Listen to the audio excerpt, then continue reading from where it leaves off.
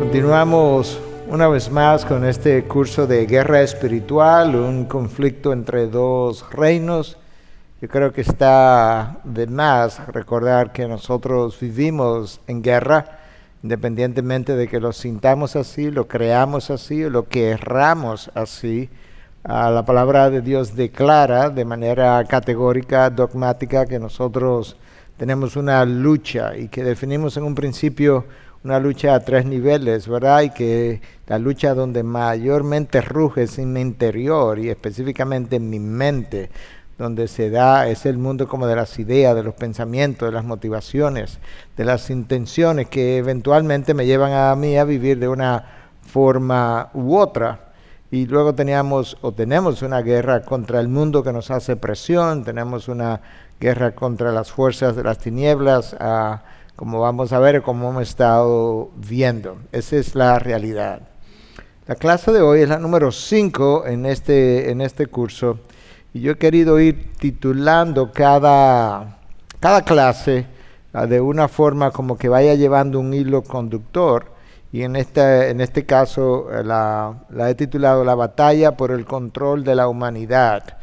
Y lo he puesto de esa forma porque al final del camino yo creo que cuando tú analizas lo que la Biblia dice y lo que ya hemos estudiado, parece que había en la mente de Satanás, en el corazón de Satanás, una intención de ganar cierto control o todo el control de lo que pudiera ser en un momento dado el mundo espiritual y eventualmente de esta creación. Y menciono eso porque cuando vimos la rebelión de Satanás descrita según la interpretación de muchos académicos en Ezequiel 28 y en Isaías 14, cuando vimos esa rebelión, aparte de lo que el texto dice es que Satanás quería sentarse en el trono, quería subirse al trono del Altísimo, quería ser como el Altísimo.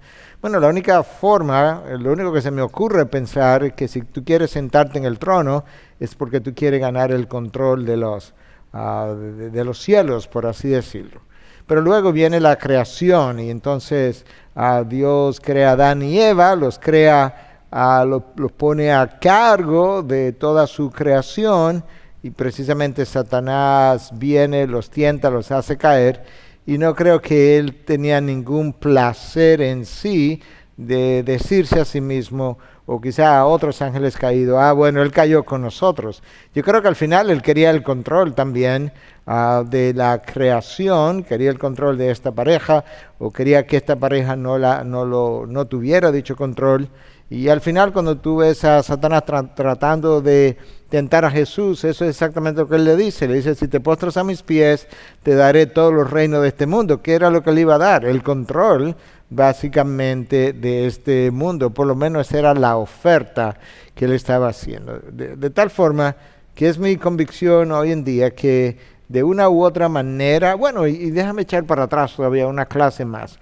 Vimos aquel pasaje un tanto espinoso o controversial que está descrito en Génesis 6, donde se habla de que los hijos de Dios se unieron con las hijas de los hombres y cómo muchos han entendido eso, que fueron ángeles caídos que de alguna manera bajaron y tuvieron relaciones con mujeres de esta tierra. Algunos de nosotros pensamos que quizás fue más bien a través de la posesión de hombres y luego las relaciones sexuales se dieron después, que eso dio lugar a una raza que termina siendo más o menos exterminada o completamente exterminada con lo que fue el diluvio. Bueno, si eso ocurrió, me parece que no simplemente Satanás estaba tratando de reproducir una raza simplemente, sino de crear un grupo nuevo que quizás pudiera traer una rebelión y un control de lo que es la creación. Y es por eso que yo he querido titular esta clase, quizás la próxima, vamos a ver, la batalla por el control de la humanidad y traer a Satanás como figura principal al trapete una vez más.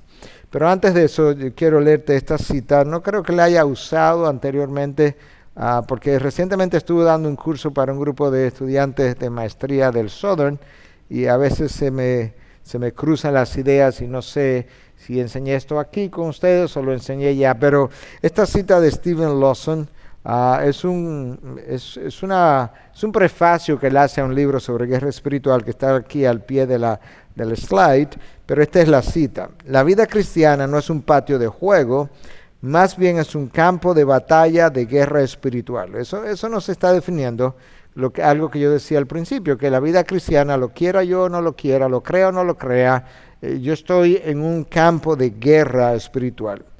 Y peor aún, mientras más cerca seguimos al Señor Jesucristo, más avanzamos a la línea frontal de combate. De hecho, Pablo le dice algo así a Timoteo, que todo el que quiera vivir piadosamente, ahí está la cercanía con el Señor Jesucristo, pues todo el que quiera vivir piadosamente será perseguido. Esa cita yo creo que encuentra su realidad en esta frase de Steven Lawson. Entonces, teniendo eso en mente, veamos qué tenemos que decir de este archienemigo, el enemigo principal, el enemigo número uno que nosotros tenemos fuera de nosotros, que dentro de nosotros ya sabemos nuestra propia naturaleza carnal, pero fuera de nosotros el enemigo número uno es Satanás. Yo quiero decir algunas cosas más de las que ya dijimos en la clase anterior. Algunos han visualizado a Satanás como una fuerza, algunos lo han visualizado como una idea, una ilusión, como un mito incluso, pero la manera como la Biblia revela a Satanás es que Satanás es una persona. Y la razón por la que decimos esto es porque él tiene características de una persona, él tiene un intelecto, él tiene la capacidad de pensar, él tiene la capacidad de crear estrategia, de crear planes, él tiene conocimiento, como vamos a ir viendo, él tiene emociones.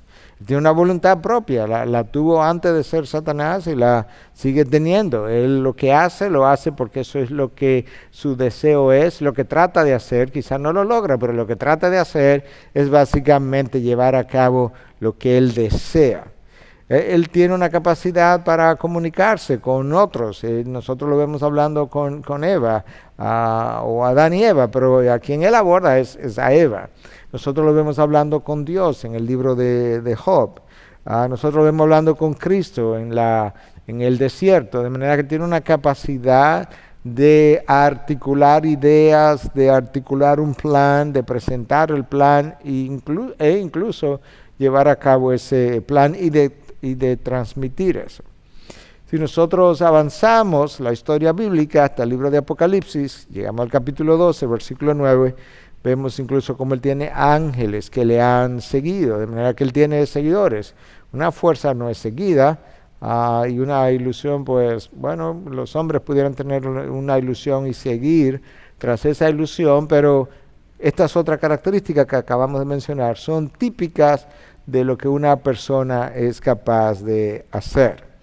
Entonces, cuando nosotros vemos la manera como Cristo se refiere a él en ocasiones, la manera como Pablo se refirió a Satanás en ocasiones, seguimos entendiendo que esta es una persona. Escucha a Cristo orando en el aposento alto, en esa famosa oración sacerdotal, como se le llama, intercediendo por los suyos, horas antes de su muerte.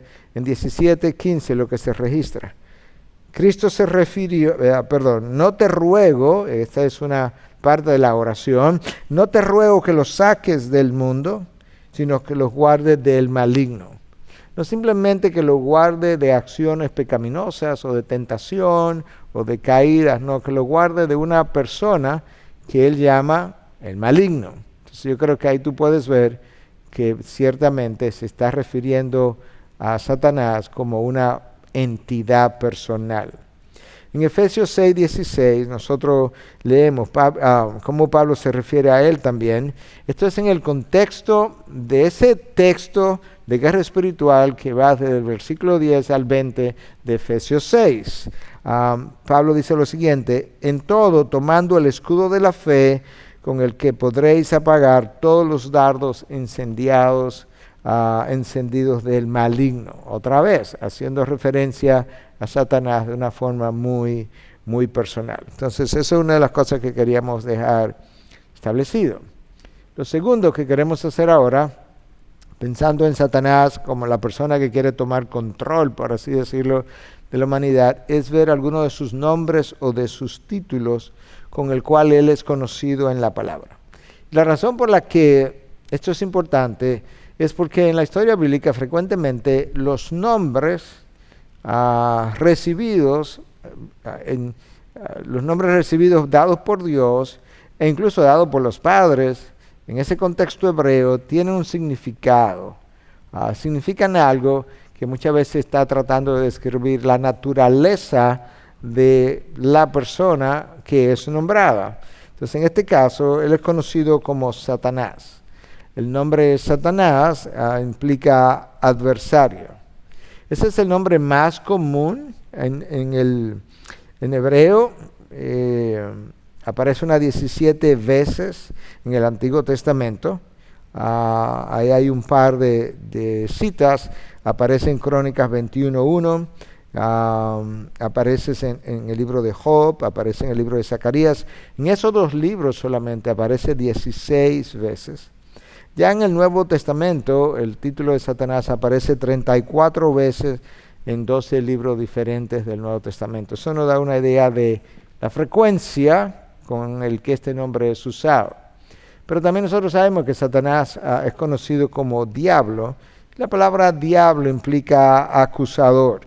Ese es el segundo nombre más común en toda la Biblia, que aparece unas 36 veces en el Nuevo Testamento. De manera que es un nombre repetitivo, recurrente en la revelación bíblica.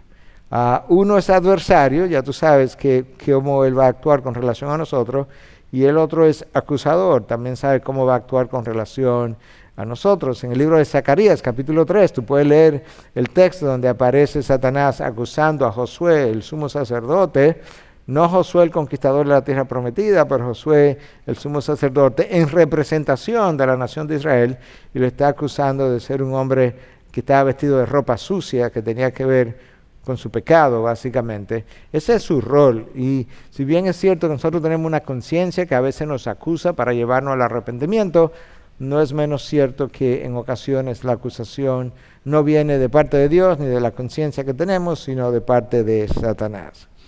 Él es conocido también como la serpiente, aparece así en el libro del Génesis, capítulo 3, pero también en 2 de Corintios 11, versículo 3. De hecho, en Apocalipsis también, cuando le nombra el dragón, dice que el dragón, refiriéndose a Satanás, es la serpiente antigua. De manera que en Apocalipsis también tenemos una referencia a Satanás como la serpiente.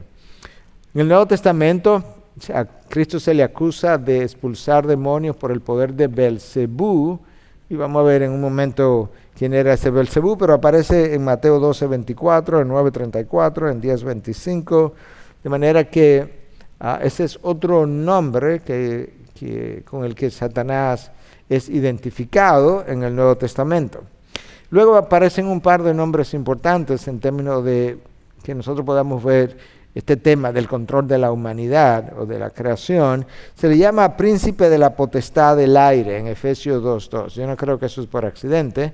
Se le llama príncipe de este mundo. Cristo le llama príncipe de este mundo en Juan 12:31, en 14:30, en 16:11. De nuevo, tú sabes lo que es un príncipe. Habla de cierta jerarquía, de cierto rango, de cierto poder, de cierto control. Bueno, y es de este mundo. De manera que eso también nos da una idea de hasta dónde él puede tener cierto control de la creación caída como le conocemos. Es llamado todavía más Dios de este mundo. Es llamado príncipe de la potestad del aire, príncipe de este mundo, Dios de este mundo en 2 Corintios 4:4. De manera que este personaje no es algo a pasar por alto o a ignorar. Es llamado también el tentador en Mateo 4:3. Eso tiene que ver justamente con la tentación de Cristo en el desierto. Y se habla de que el tentador vino a él. De manera que nosotros tenemos que pensar que si bien es cierto que mi concupiscencia, mis deseos caídos, son responsables, ¿verdad? Cuando yo caigo, no es menos cierto que hay un personaje que se encarga de tentarnos también. Llamado el dragón en Apocalipsis, ahí hay múltiples referencias, no la voy a mencionar todas, pero están todas en Apocalipsis. Es llamado el maligno por el mismo Cristo. Es conocido también como padre de mentiras en Juan 8:44. Esa es su naturaleza desde el principio. Y Satanás miente acerca de todo. Se miente acerca de Dios y sus intenciones para con Adán y Eva, lo vimos en Génesis 3. Miente acerca de tu pecado. Miente acerca de la tentación que Él te trae, te la hace ver como buena, como legítima. Miente acerca de tu pasado, si ya Dios te lo ha perdonado. Miente acerca de la Biblia, porque cuando le citó a Cristo, la palabra de Dios se la mencionó fuera de contexto, cuando hizo uso de uno de los salmos, de manera que Él no puede hablar verdad. De hecho, la palabra de Dios dice que no hay verdad en Él. Claro que no la hay, porque su naturaleza entera. De la misma manera que Dios no puede hablar mentira, y por eso Cristo se identifica como yo soy el camino, la verdad. Él no solo dice la verdad, Él es la verdad. De manera que Cristo tiene una imposibilidad para mentir. De esa misma forma, Satanás es el padre de mentiras, esa es su naturaleza, eso es lo único que Él puede hacer. Él no sabe hablar verdad, y si hablara verdad en alguna ocasión, la va a usar para eventualmente confundirte, y eso convierte la verdad en una mentira. De manera que eso te da una idea. Bueno, si tú miras los nombres ahora y sus implicaciones, más que los versículos bíblicos a los que estábamos haciendo referencia, rápidamente voy a revisar algunas de esas cosas. Ya dijimos que Satanás implica adversario. Bueno, ya tú sabes por qué Pedro dice en su primera carta en 5:8 que él anda como león rugiente buscando a quien devorar, porque él es tu enemigo, él es tu archienemigo, así dijimos ya hace unos minutos atrás. Como diablo ya sabes cuál va a ser, hablamos de eso un poquito, cuál va a ser su rol: acusarte, traerte tu pasado al presente, como si Cristo no lo hubiese perdonado. Eso sería parte de su rol. Bueno, como serpiente, ¿qué es lo que Dios quiere que yo entienda cuando se le identifica como la serpiente? Bueno, la serpiente muy astuta. De hecho, eso es lo que en Génesis 3 se nos dice, que la serpiente era la más astuta de las bestias o de los animales del campo, y luego también se nos dice en el Nuevo Testamento que nosotros debiéramos ser mansos como la paloma, pero que debiéramos ser como astutos como la serpiente. Entonces Dios quiere que yo entienda que Satanás es un ser astuto.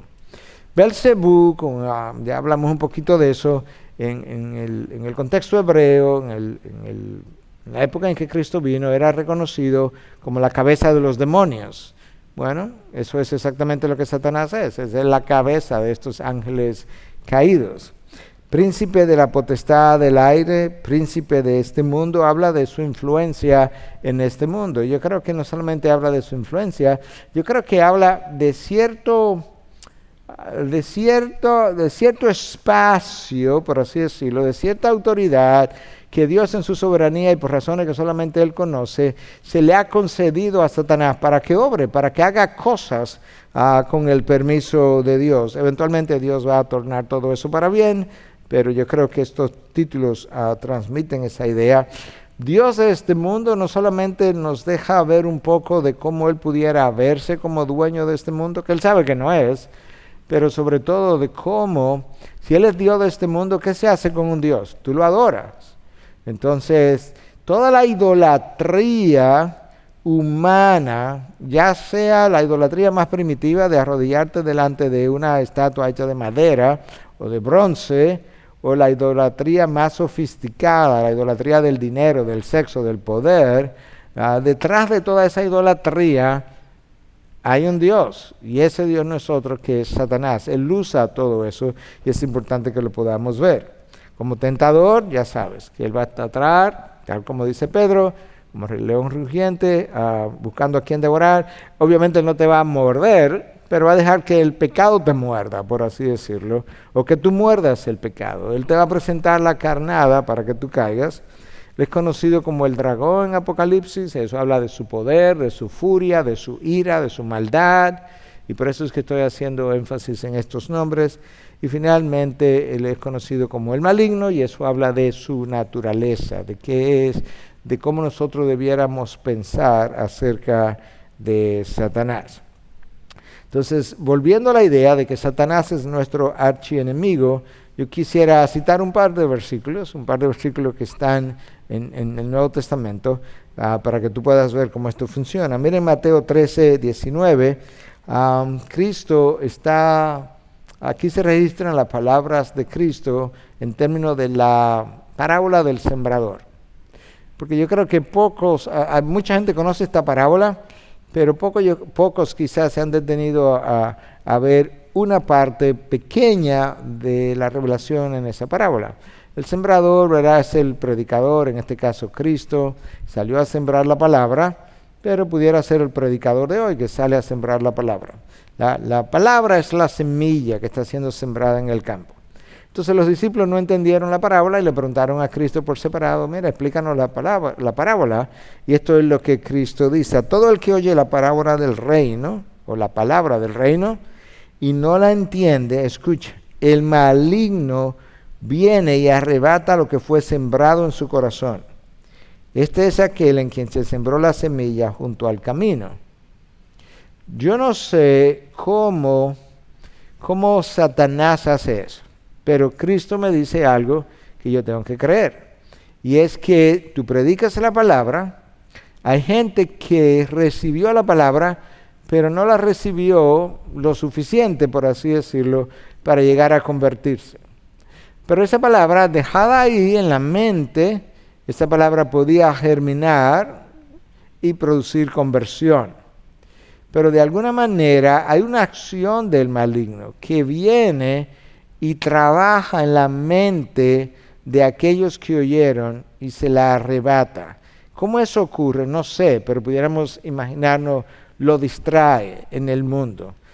Trae una tentación del mundo que le causa más atracción, le parece más apetecible que lo que escuchó en el mensaje del día de ayer o en el devocional que hizo esta mañana, y él arrebata lo sembrado.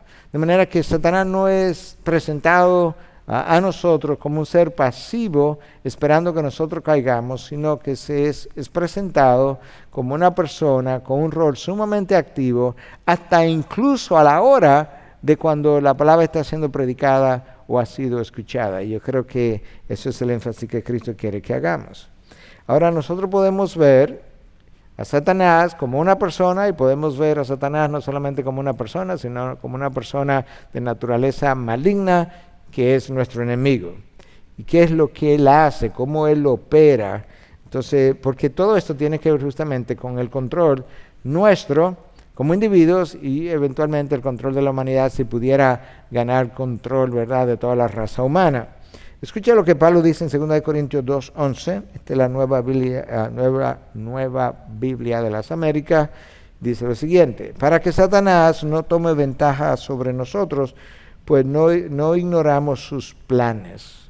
Bueno, piensa en esa palabra, planes. Cuando tú haces planes, tú premeditas, tú creas una cierta estrategia, tú creas un programa, tú tienes pasos a seguir. Pablo dice, nosotros no ignoramos cómo Satanás opera, los pasos que da. Cuando da un paso, cuál debiera ser el próximo paso a esperar. Si tú lees ese mismo texto, en la Nueva Traducción Viviente, no dice nada diferente, es simplemente que le da un color a la expresión para que tú puedas verlo mejor. El texto dice, para que Satanás no se aproveche de nosotros, pues ya conocemos sus maquinaciones malignas. Entonces, en vez de planes, habla de maquinaciones malignas. Cuando nosotros pensamos en alguien que maquina, es alguien que está pensando cómo llevar a cabo alguna maldad, cómo hacerte caer, está manipulando, está tratando de hacerte parecer que algo es una cosa cuando en realidad es otra, para llevarte, ¿verdad?, con aparentes buenas intenciones, a un lugar donde al final tú vas a descubrir que, oh, wow, nada de esto era como yo pensaba. Yo creo que eso es una buena forma de pensar en este texto. Mira el próximo versículo de la palabra, en 6:11 de Efesios, Pablo hablando de la armadura de Dios. Revístanse con toda la armadura de Dios. Vamos a hablar de eso en una clase por separado, vamos a emplear toda una clase para hablar de la armadura de Dios. Pero por ahora, quedémonos con este solo versículo. Revístanse con toda la armadura de Dios para que puedan estar firmes contra las insidias del diablo. Bueno, si no tengo claro lo que la palabra insidia significa, quizás de nuevo, otra vez, la Nueva Traducción Viviente nos pudiera ayudar. Escucha lo que Pablo está diciendo. Pónganse toda la armadura de Dios para poder mantenerse firmes contra todas las estrategias del diablo. Entonces ahora estamos hablando de maquinaciones en un texto, estrategias en otro texto, planes. Todo esto es parte de cómo él opera. Una frase que algunos de ustedes conocen, que me gusta mucho, es que nada es tan simple como parece. Bueno, cuando tiene que ver con Satanás, nada es tan simple como parece, nada es tan benigno como luce, nada es tan neutral como pudiera parecer. No, todo tiene una intencionalidad, porque todo obedece a un plan, una estrategia, a algo que él quiere lograr para llevarte hasta allá. Bueno, cuando tú estás en guerra, dos ejércitos, dos naciones están en guerra, estos ejércitos crean estrategias, crean planes, hacen operaciones que le llaman, le dan nombre. Yo recuerdo la guerra de Irak, la operación Desert Storm, o ¿cómo se llama? Tormenta del desierto. Bueno, ¿qué implicaba eso? Que cuando el ataque comenzara iba a ser masivo. Bueno, la idea es engañar al enemigo para que espere el ataque por un lado para entrar por otro lado. Bueno, mira aquí como al final de la revelación bíblica, cuando llegamos al libro de Apocalipsis, en el capítulo 12, versículo 9, cómo la palabra nos expresa algo que yo he estado tratando de decir en esta clase desde el principio, cuando hablamos del control de la humanidad. Escucha cómo el texto lo dice de la Nueva Biblia de las Américas. Y fue arrojado el gran dragón, eso habla de su furia, de su maldad, la serpiente antigua, hicimos referencia a ese texto, ¿verdad? Que este dragón, también para que no tengamos la menor idea de a quién se está refiriendo, es llamado la serpiente antigua, que se llama Diablo y Satanás. Bueno, ya más claro de ahí no puede quedar. O sea, esta es una persona que es el diablo, que es Satanás, que es la misma serpiente y es el mismo dragón, el cual engaña al mundo entero. ¿Te das cuenta? Aquí hay un deseo de control del mundo. No es simplemente de dañarlo. Yo creo que para controlarlo tiene que dañarlo, pero la intención es el control. Y el texto en Apocalipsis dice que él engaña al mundo entero y que finalmente ya cuando Dios decide su final, él fue arrojado a la tierra y sus ángeles fueron arrojados con él.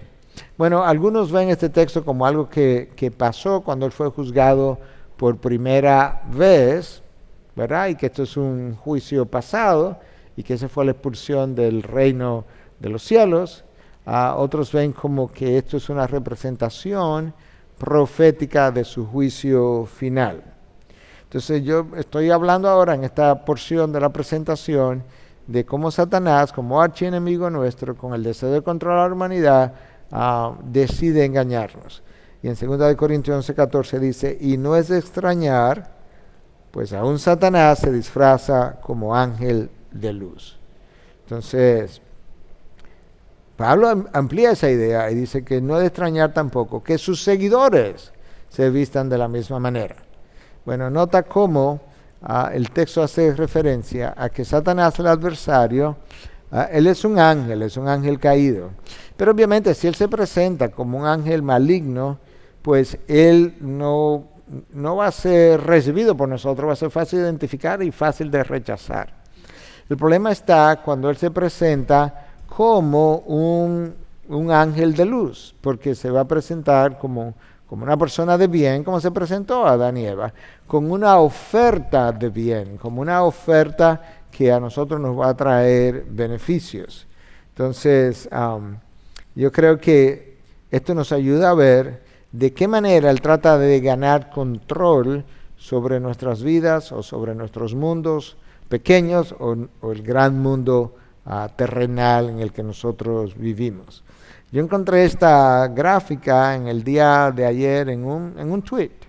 Me pareció interesante y quise traerla para que podamos ver cómo es que Satanás opera. Este es un leopardo. Yo me imagino que esto es algo construido, que esto no es una foto real, ¿verdad? Pero esto es un leopardo y tiene un venadito enfrente de él. Y entonces él le ha puesto una pata en el cuello y él está como mirando su cara y tratando como de conversar con él y de comunicarle de manera amistosa algún mensaje. El texto decía algo así cuando... Yo le cambié un poco lo que decía, pero el texto decía así como esta gráfica como que estaba representando cuando el pecado te llama a tener una conversación amistosa. Yo le cambié un poco la frase y le puse, esto es cuando Satanás te llama amistosamente para ofrecerte el pecado de forma amistosa, valga la redundancia, y con buenas intenciones. O sea, él te llama. Esto es lo que la gráfica presenta, ¿verdad? El leopardo, tú sabes que se va a comer este venadito, pero le tiene la pata ahí tendida sobre el cuello, está hablando como cara a cara y aparecen como que te estoy dando un consejo. Bueno, yo creo que eso es una buena gráfica para representar a este ángel de luz, cómo es que él se viste. Él viene, se acerca de manera amable, bondadosa. Eso puede ser a través de una persona, puede ser a través de un amigo, puede ser a través de, quién sabe, de una persona que trabaja contigo, puede ser a través de un jefe, de un empleado, de una empleada. Y te está ofreciendo algo que parece sumamente bueno, amable, con buenas intenciones. Pero al final tú sabes que Satanás, que está detrás de esta maniobra, lo que quiere es al final destruirte, y justamente destruirte o lograr introducir el pecado en tu vida, en tu estilo de vida, de una manera que a partir de ahí tú quedes controlado por el pecado, por las consecuencias del pecado, que fue lo que logró con Adán y Eva y el resto de la humanidad. Habiendo dicho todo eso, yo quiero ahora como bajar esos conceptos de Satanás como el Dios de este mundo, Satanás con el control del mundo, algo como teológico, a algunos le pudiera parecer hasta místico, como tratar de bajarlo al planeta Tierra, a ver cómo es que se da, a ver cómo es que se ve, para que yo pueda entender la importancia de esto. Mira en Deuteronomio 32:17, el último libro del Pentateuco. Dice que los judíos, el pueblo hebreo, ¿verdad?, que conocía al único Dios, que ellos ofrecieron sacrificios a demonios. Me voy a parar ahí un momentito. Cuando ellos ofrecían estos sacrificios, ellos no pensaban que se lo estaban ofreciendo a un demonio. Ellos pensaban que se lo estaban ofreciendo a un Dios que estaba representado por una estatua. Y ahí iban a este altar con esta estatua y le ofrecían estos sacrificios. Pero Dios quiere que yo entienda que detrás de estas estatuas, detrás de estos dioses, de estos ídolos, lo que había eran demonios. Ofrecieron a sus sacrificios a demonios, no a Dios, a dioses que no habían conocido. Tú notas como la palabra me dice, esto que ellos llamaban dioses, eran demonios. Dioses nuevos que vinieron recientemente, a los que vuestros padres no temieron. Pero la palabra le llama demonios. Eso es como se da, eso es como, porque estas religiones idolátricas a las que ellos se sometían, incluso algunos se zanjaban, como ustedes saben, a juzgar por el encuentro que tuvo Elías en el Monte Carmel. Todo eso es control de toda una población, de toda una nación, de todo un continente, vía religiones idolátricas. Mira cómo el salmista lo dice en el Salmo 106, versículos 36 y 37. Y sirvieron a sus ídolos, que se convirtieron en lazos para ellos, sacrificaron a sus hijos y a sus hijas a los demonios. ¡Wow! De manera que cuando el pueblo hebreo, señores, el pueblo que conocía al único Dios, el pueblo que tenía el Shema, Deuteronomio 6, escucha, oh Israel, Dios es uno. Ese pueblo, luego se inventó, se imaginó, compró la idea de dioses. Y a esos dioses les sacrificaron sus propios ídolos, sus hijos, sus hijas, de una manera similar muchas veces, como hoy en día, ¿verdad? Nosotros que estamos en medio de esta batalla en contra del aborto, estos niños son sacrificados también, y no es sacrificado a un ídolo, a una estatua, pero es sacrificado a otro Dios, el Dios de mi éxito, el Dios de mi superación, el Dios personal, que esto iba a ser un estorbo, el Dios de mi comodidad, el Dios de mi profesión, es de una forma similar. Pero lo que llama la atención aquí es que Dios quiere que entendamos que estas religiones de idolatría, detrás de la cual el mundo se ha ido, lo que tiene detrás son demonios, y eso controla el mundo.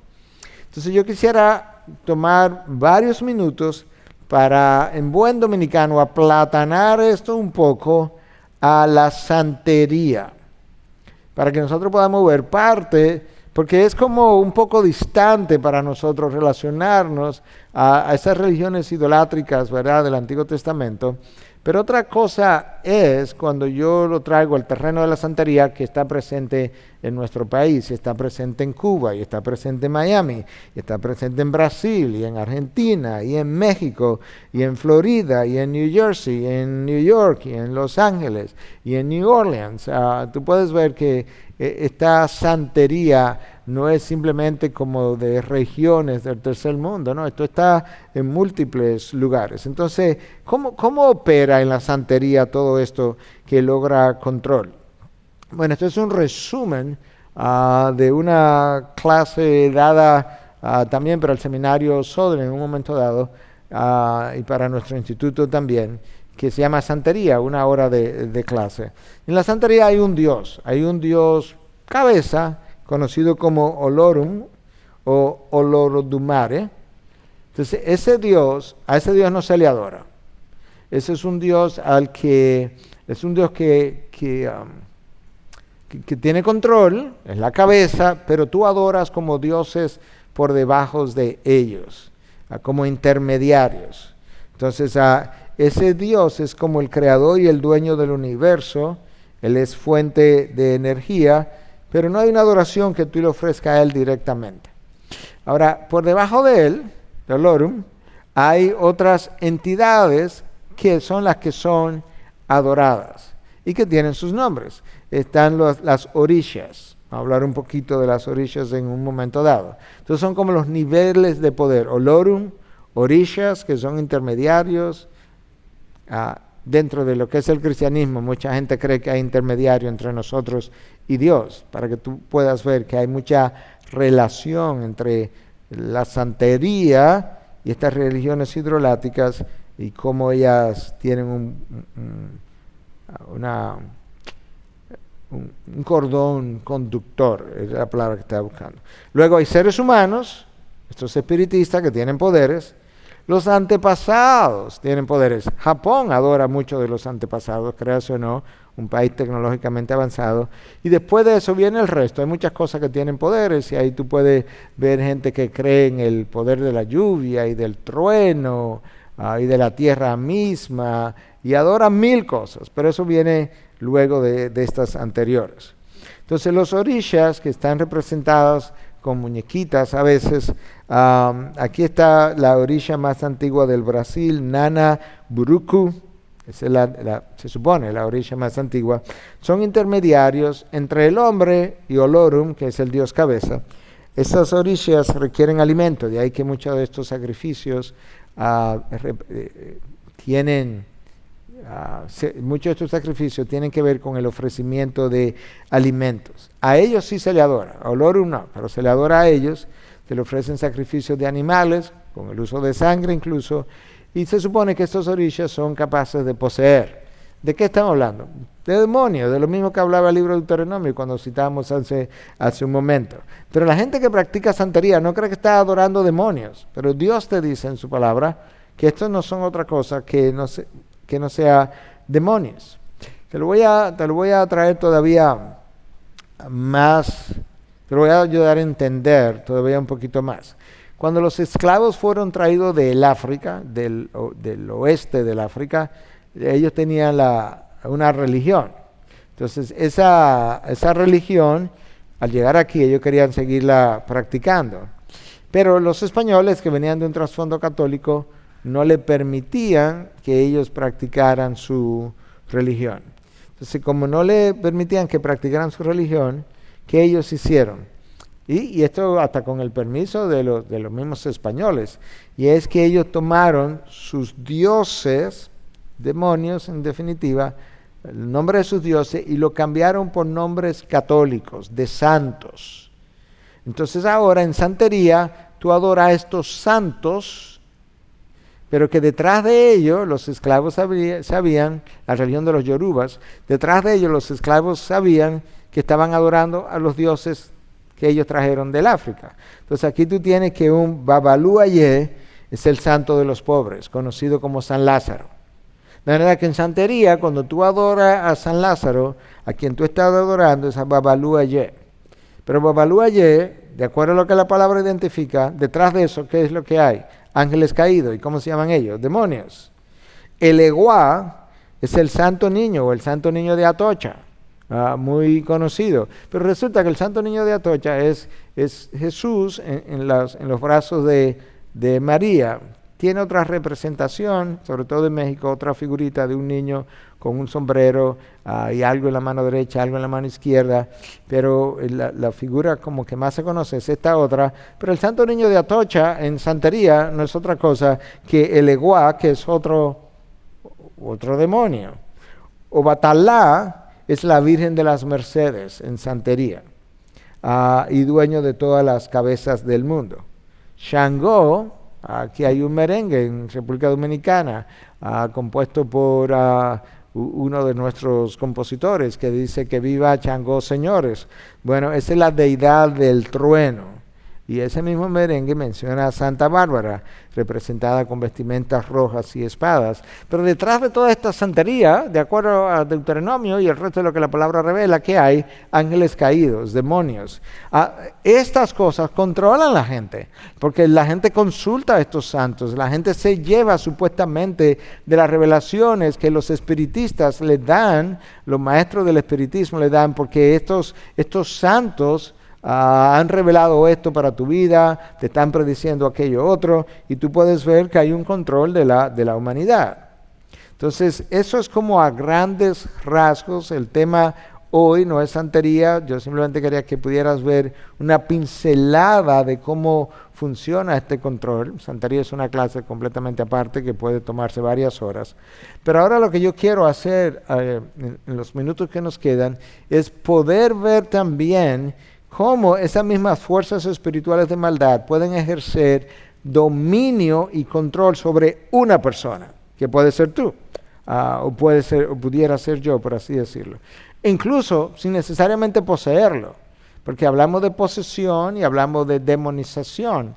Una posesión es cuando, ¿verdad?, tú tienes un espíritu dentro, pero la demonización la vemos más como alguien que pudiera ser un creyente que está grandemente influenciado por el poder de las tinieblas y que obviamente no se percata, porque si se percatara se saliera de ahí, pero se permanece en el lugar dominado por ese poder justamente porque está engañado o engañada. Miren 1 Samuel, capítulo 16, del versículo 14 al 16. Dice, el Espíritu del Señor se apartó de Saúl. Si se apartó de Saúl, como que quedó desprotegido. Entonces, ¿qué pasó ante esa desprotección? Y un espíritu malo de parte del Señor le atormentaba. ¿Por qué de parte del Señor? Porque cuando el Señor se aparta, bueno, eso fue parte de su juicio y el Señor permitió que este espíritu malo llegara a la vida de Saúl. Entonces los siervos de Saúl le dijeron, he aquí ahora un espíritu malo de parte de Dios te está atormentando. Ordene ahora a nuestro Señor a tus siervos que están delante de ti que busquen un hombre que sepa tocar el arpa, y cuando el espíritu malo de parte de Dios esté sobre ti, él tocará el arpa con su mano y te pondrás bien.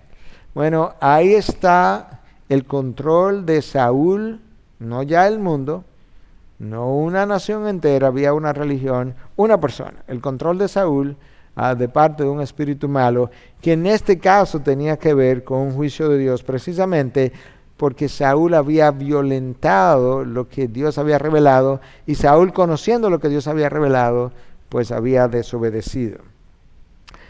Seguimos todavía con el personaje Saúl, dominado por un espíritu malvado. 1 Samuel 16, 23. Sucedía que cuando el espíritu malo de parte de Dios venía a Saúl, David tomaba el arpa, la tocaba con su mano, y Saúl se calmaba y se ponía bien, y el espíritu malo se apartaba de él. No sabemos obviamente qué era lo que David tocaba. Yo me imagino en mi mente, siendo David uno de los salmistas, que quizás David estaba tocando uno de los salmos que el pueblo hebreo conocía. Quizás Dios usaba esa canción tocada al arpa por David, no sé si la cantaba también, como una manera de traer calma, paz a Saúl. Entonces tú puedes ver eso también. Entonces el texto que leí, los dos textos, habla de un espíritu malo. Esa es la traducción en la versión de donde leí. ¿Qué significa eso? Bueno, esa frase traducida así, de acuerdo a este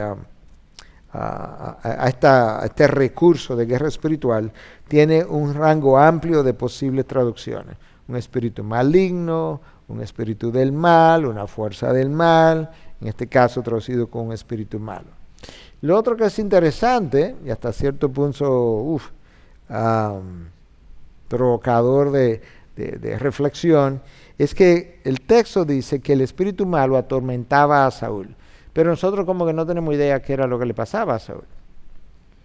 Mira lo que se nos dice que esto pudiera significar en el lenguaje original.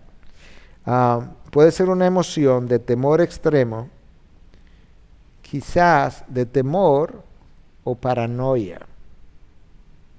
Nosotros estamos acostumbrados en nuestro desarrollo de la ciencia a pensar en las paranoias simplemente en términos mentales. Yo creo que muchos de nosotros sabemos lo que es una paranoia. Yo puedo tener una paranoia de persecución y pienso que la gente me está persiguiendo, una paranoia, qué sé yo, de que la gente está contra mí, y cualquier cosa que la otra persona haga, pues la interpreto como que es algo en contra mío. Pero resulta que la palabra traducida como atormentaba pudiera referirse a que Saúl, cuando esto pasaba, se llenaba de gran temor, o que literalmente experimentaba paranoias de diferentes tipos. Entonces tú puedes ver de nuevo que las cosas no son tan simples como parecen. Seguimos con el personaje Saúl para que podamos ver algo más que yo quisiera señalar, que ya aludí tangencialmente en una clase anterior. 1 Samuel 18, 10, dice el texto: y aconteció al día siguiente que un espíritu malo de parte de Dios se apoderó de Saúl, y éste deliraba, o sea, no hacía sentido, en medio de la casa, mientras David tocaba el arpa con su mano, como de costumbre.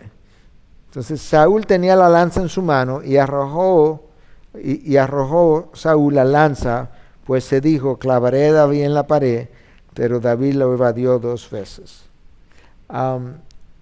Nota que el texto me está diciendo que Saúl deliraba. En ese delirio que él estaba experimentando, cuando él oía a David tocar el arpa, en vez de verlo como una persona amiga que está tratando de ayudarlo, realmente él lo estaba viendo como un enemigo. O sea, distorsionaba la realidad. El dominio de este espíritu malo sobre Saúl era tal que le hacía distorsionar la realidad, de manera que la persona que venía en su ayuda, como David, era visto por él como una persona que merecía ser muerto, y él tomaba, en su delirio y en su ira, tomaba la lanza y se la lanzaba tratando de clavar a David, y David trató de evitarlo. Bueno, yo voy a unir ese texto con un texto del Nuevo Testamento. Un texto del Nuevo Testamento que ya hice mención en una clase anterior, pero yo quisiera revisarlo otra vez en este contexto en el que estamos hablando. Porque hay un texto del apóstol Pablo en Efesios 4 que todos conocemos, o la gran mayoría de nosotros que tenemos tiempo suficiente leyendo la Biblia, lo hemos visto, lo hemos oído en predicación, lo hemos leído, pero yo quisiera hacer una asociación hoy en el contexto de esta guerra espiritual. Efesios 4, versículo 25 al 27. Pablo dice, por tanto, dejando a un lado la falsedad, nota que falsedad está subrayado, hablad verdad, esa es la contraparte, cada cual con su prójimo, porque somos miembros los unos de los otros. En ese mismo contexto, Pablo dice, airaos, pero no pequéis, no se ponga el sol sobre vuestro enojo, ni deis oportunidad al diablo. Cuando hablamos de esto en una clase anterior, yo hice la conexión en que el enojo extremo y sobre todo prolongado abre una ventana, abre una puerta, me deja vulnerable para que fuerzas de las tinieblas influencien mi comportamiento, porque le doy lugar al diablo. Pero ahora yo quiero hacer una conexión debido a que ese versículo está dentro de un contexto. Y es que yo quiero decir que la falsedad, la mentira y la ira están conectadas en la guerra espiritual con la intencionalidad de producir una influencia demoníaca sobre nosotros. La ira distorsiona nuestros pensamientos. La ira distorsiona la intencionalidad que el otro tiene para conmigo. La ira distorsiona la manera como yo estoy percibiendo la información, la manera como yo transfiero la información a otros. A todos nosotros no ha pasado. Un grado pequeño, un grado mayor. Cuando nosotros estamos airados, hasta nuestras voces a veces cambian, nos ponemos temblorosos, nos confundimos y luego nos queremos echar para atrás. Es parte del orgullo humano. Pero esta tríada de falsedad, mentira, aunque esas dos cosas son la misma cosa al final, pero la estoy diferenciando para decir que mentira pertenece al mismo rango, ¿ok? Yo no quiero que me digan que estoy hablando las cosas por los moños, simplemente ayudándote a ilustrar algo. Una mentira yo la estoy pensando como un enunciado, ¿verdad?, que no corresponde a la verdad. ¿Ok? La falsedad, para que algo sea como una falsedad, yo ni siquiera tengo que necesariamente hablar. Y por eso es que estoy haciendo un poquito de diferenciación. Yo pudiera disfrazar una silla de algo que parezca una buena intención en la silla, pero resulta que la silla no tiene pata suficiente o lo suficientemente fuerte para sostenerme, pero luce muy bonita. Tú me invitas a sentarme, tú no has hablado, yo me siento y cuando me siento se cae la silla. Bueno, yo estoy diciendo que eso es una falsedad, por así decirlo. Entonces hay muchas cosas que son maquinaciones, manipulaciones nuestras que representan falsedades, que yo pudiera decir, no, pero yo dije la verdad. Sí, lo que pasa es que dijiste la verdad con otra intencionalidad y por tanto fue una falsedad. Entonces esa tríada de mentira, falsedad y ira es una tríada que crea en nosotros, si la compramos o se la vendemos a alguien, una influencia demoníaca extraordinaria, y con eso tenemos que estar muy precavidos.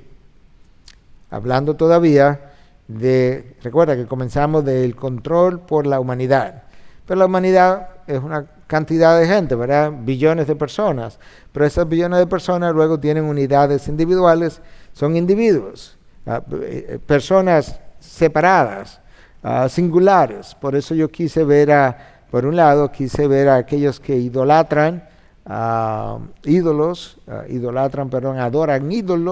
cuando hablamos de santería. Quise ver a Saúl como una persona única. Quise que nos veamos nosotros mismos ahora cuando Pablo habla de que no le demos lugar al diablo, dejando que nuestra ira se prolongue y que cambiemos la falsedad por la verdad. Pero ahora yo quiero ver cómo Satanás puede incitar a una sola persona, ganar control de él, causar mucho daño a mucha gente, con lo cual continúa logrando control sobre personas e individuos. Mira lo que dice este texto de 1 de Crónicas 21:11. Y se levantó Satanás contra Israel. ¿Notaste? Satanás se levantó contra toda una nación. pero él no va a atacar a la nación entera, porque él no es un ejército. Bueno, tiene fuerzas espirituales de maldad, pero nota qué es lo que él va a hacer. Él va a tratar de influenciar a una sola gente. Escuche. Se levantó contra Israel e incitó a David a hacer un censo de Israel. Dijo pues David a Joab y a los jefes del pueblo: id, contar a Israel desde Beerseba hasta Dan y traedme el resultado para que yo sepa el número de ellos. Pero Joab dijo: añada el Señor a su pueblo 100 veces más de lo que son. Mas, oh rey, señor mío, ¿no son todos ellos siervos de mi señor? ¿Por qué procura esto mi señor?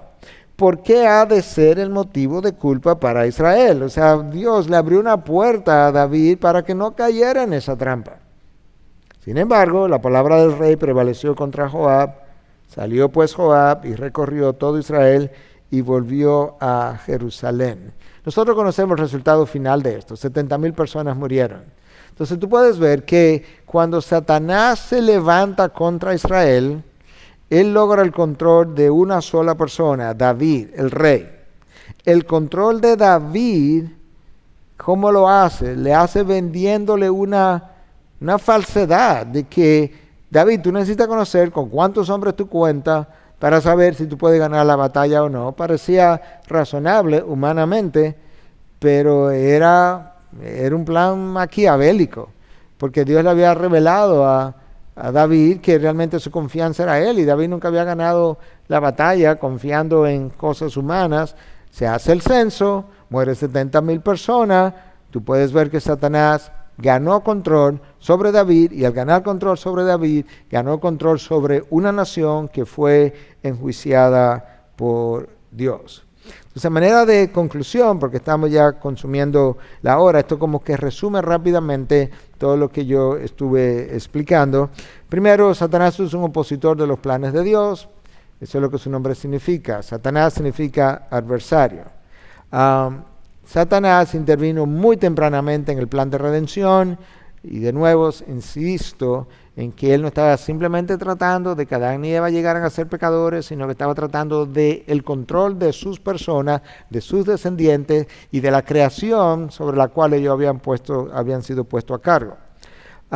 Ese enemigo ha tratado de influenciar la raza humana, incluyendo los hijos de Dios, desde muy temprano. Literalmente hablando. De hecho, en el Nuevo Testamento, quizá lo veo más adelante, como a Cristo le dice a Pedro que Satanás ha solicitado permiso para zarandearte, para controlarte, pero al mismo tiempo para destruirte.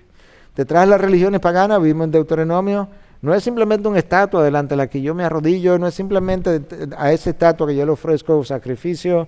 Deuteronomio lo identifica como sacrificios de hijos e hijas ofrecidas a demonios. De manera que detrás de las religiones idolátricas hay espíritus de maldad que la Biblia identifica. El espíritu de engaño puede ser tan profundo, tan poderoso, que la gente ha sabido, por lo menos en el Antiguo Testamento, creo que posiblemente pudiera ocurrir en algunas tribus hoy todavía, ha llegado a sacrificar hijos e hijas a estos espíritus malvados. Por otro lado, Dios ha sabido usar espíritus malignos como juicio para castigar precisamente a otros que se han desviado de su camino, y ese fue el caso de Saúl. La influencia demoníaca pudiera producir algunos trastornos mentales. De hecho, por eso vimos que Saúl deliraba. Y el texto dice, ¿verdad?, que cuando este espíritu lo atormentaba, que eso puede ser traducido como un temor extremo o aún como paranoia. Hablamos que la ira, cuando es severa, cuando es prolongada y se combina sobre todo con mentira, con falsedad, eso causa una influencia demoníaca sobre la persona extremadamente poderosa que te lleva a hacer todo tipo de cosas. Cuando eso se combina con el orgullo, porque al final en el caso de David, ¿qué fue lo que pasó? David ganó orgullo de que, o se creció su orgullo pensando que su armada, su ejército, el número de ellos era quienes le podía garantizar a él la victoria. El orgullo nos vuelve sumamente vulnerable a la seducción y luego a la destrucción. Ya mencioné también la relación entre la mentira, la falsedad, la ira, y que antes de nosotros caer, el Señor nos advierte en contra de eso que me está tentando o de esa trampa, como pasó con Joab, que le dijo a David, David, pero ¿para qué tú vas a hacer el censo? Si tú no necesitas eso, tú tienes a Dios. Y entonces, con esa última idea de que Dios nos advierte cuando la trampa llega, nos abre una puerta, yo quiero concluir esta clase, pero que podamos ver que ciertamente al final del camino, Satanás quiere controlar tu vida, tu mundo, y al final, por así decirlo, él quiere controlar toda la humanidad. Y de eso es que se trata esta guerra espiritual. Es un control. Dios tiene el control. Lo que Satanás quiere es robarle el control a Dios o de alguna manera hacerle oposición al control soberano que Dios ejerce.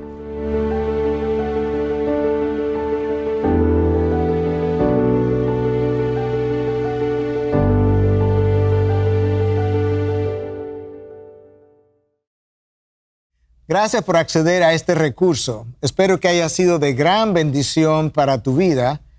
Te sugiero que te suscribas a este canal de forma que tú puedas recibir notificación la próxima vez que hayamos subido un nuevo recurso que pueda servirte de instrucción y bendición.